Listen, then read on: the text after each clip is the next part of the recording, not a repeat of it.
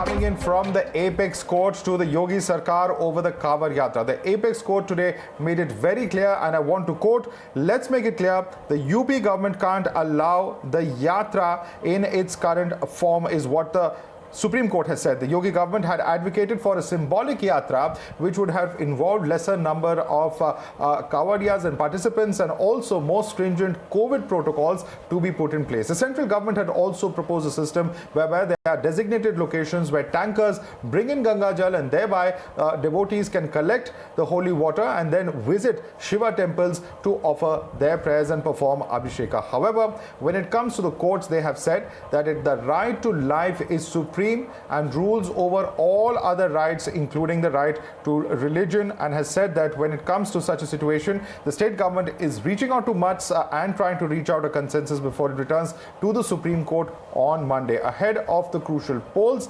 can the government ban this Kanwar Yatra? जी कुछ भी बोले भाषणों में कल, लेकिन सब जानते हैं जो लाशों का कहर हम लोगों ने देखा, जिस प्रकार से महामारी मची पूरे देश में, लेकिन उत्तर प्रदेश में खासकर से ज़्यादा थी, और उसको संभालने में पूरी तरह नाकाम रही वो सरकार। अब इश्तिहार देने से या बड़ी बड़ी घोषणाएं करने से वो भरपाई नहीं हो पाएगी। ये संविधान और न्यायपालिका से चलता है, और हम सबकी जिम्मेदारी है कि संविधान और न्यायपालिका का सम्मान करना। न्यायपालिका अगर कोई बात कहती है तो उस पर विचार करना चाहिए, उसका सम्मान करना चाहिए, और राज्य सरकार की जिम्मेदारी होती है कि राज्य के प्रत्येक नागरिक की स्वास्थ्य और सुरक्षा सुनिश्चित करे और किसी प्रकार की उनकी स्वास्थ्य और सुरक्षा में त्रुटि ना हो पाए। And country could see the dead bodies floating in Ganga river. Despite all these things, if the government wants to conduct Kanwarias and other big gatherings, government should explain. You're watching the News Hour at 10, debate number 2 on Times Now, Super Prime Time.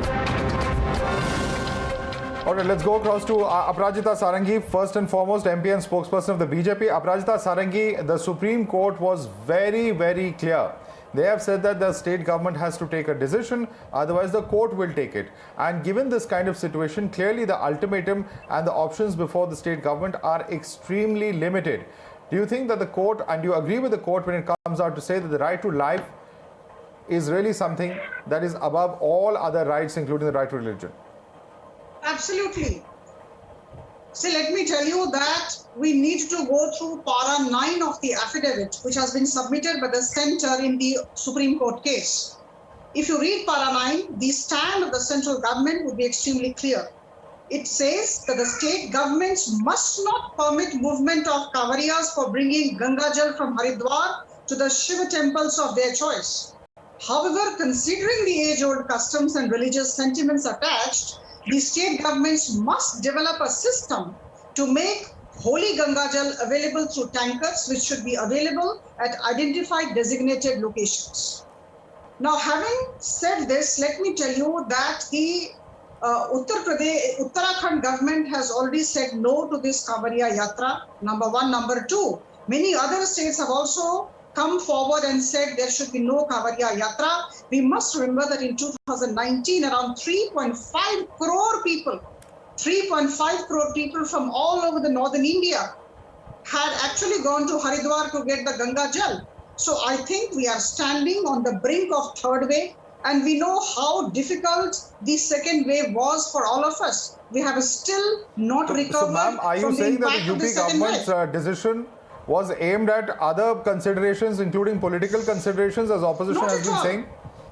I think it is absolutely ridiculous to attach every decision to electoral politics or the elections around the corner. See, let us learn to delink sometimes administrative measures from elections. Now here, UP government has shown its respect for the customs, the traditions, the faith and the religious beliefs of the people. For ages, we were having Kanwariya Yatra. So I think it must be very difficult for the UP state government to actually say no, but then yes, they talked of COVID appropriate behavior. They said the standard operating procedure, the COVID appropriate behavior norms must be followed. They would have taken all precautions. However, the Supreme Court took Okay, to let cognizance me of the entire matter. let me and look now at the Supreme precedent. Court has actually Let me look at the asked precedent on this UP matter before I government go across come to back Atikur them on Rahman. Monday. I want to very quickly go through certain instances, and I think we have graphics as well on these particular instances. If we can just quickly pull those up. This is the specific instances when piety was allowed during the course of the pandemic. This is Eid ul Azha in Andhra Pradesh. These are pictures from the 21st and the 20th and 21st of July 2021. In fact, this is when the Chief Minister had permitted mosque prayers with 50% occupancy. This is in fact from the year 2020. Eid ul-Fitr, West Bengal from May 2021, where there was permitted by Chief Minister Mamata Banerjee 50% cap in a mosque. In the Puri Rath Yatra in Odisha in 2020 as well, there was Supreme Court permitted symbolic Rath Yatra with only priests allowed. In the Kumbh Mela in Uttarakhand in April 2021, permitted by Uttarakhand High Court with strict COVID curbs on 24th of March. This was allowed as well. In Durga Puja in West Bengal in October 2020, the Calcutta High Court had permitted with no outside visitors in pandals. This is of course a very, very important thing to consider, Atikur Rahman, in the current context of the debate, because the Supreme Court today has drawn a line. Now, there are those who would say that earlier precedents as far as courts are concerned were different, where they were allowing certain religious functions with certain protocols and practices and safety nets in place. Now, of course, the court has drawn a completely different line. Where do you stand on this debate of whether it comes, whether the right to practice one's religion and, actually even celebrate festivals like Eid, for instance, that we've quoted over here, whether that should be allowed or whether that should be completely banned during a pandemic? Well, Madhav, with due regards to Ms. Sarangi, she is trying to sail in two boats. And may I remind her that the UP Chief Minister is not only the UP Chief Minister, in fact, the entire BJP as a political party, they are habitual offenders of the court. They put faith on the top of their minds, even at the Sabarimala judgment.